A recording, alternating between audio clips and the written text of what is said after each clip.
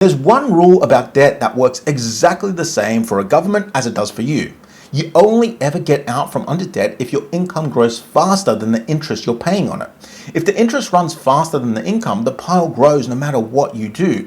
Anyone who's had a credit card get away from them knows this feeling. You pay every month, you never miss one, and the balance is bigger at Christmas time than it was in January. Now, do that with $40 trillion and you start to see the problem. Now, remember what we said about who hurts when rates go up? The borrower.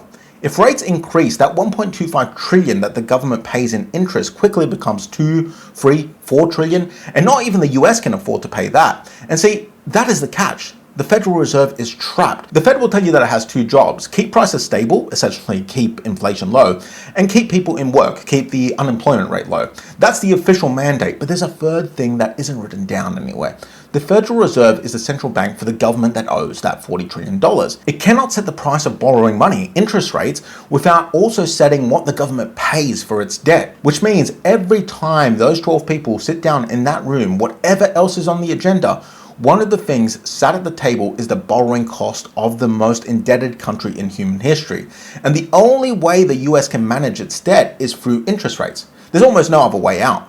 Look at their options. So one, they cut spending to the bone until it's paid down, which means fewer roads, smaller checks, thinner services, people will revolt, so that's not happening. It's just not happening. Number two is that they just refuse to pay and they default, which means every pension fund and every central bank on earth who holds US debt gets royally f***ed.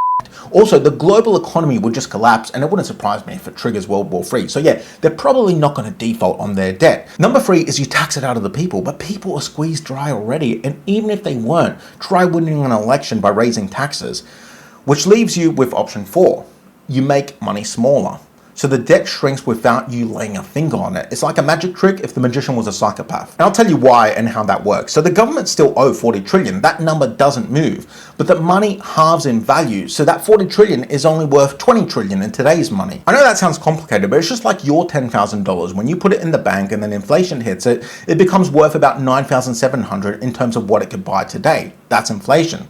So they paid half of their debt and they never sent anybody a cent. At a 3.5% inflation rate, which is roughly what we are at now, money halves in value around about every 20 years. So they don't even need to do anything dramatic. They just need to let inflation run and wait.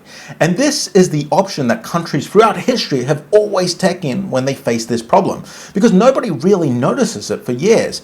It's a slow drip. The people who pay for it are us. Quick thing before you go, I've written a free guide called How to Retire Before 2036. It's a full 10-year plan for anyone starting late.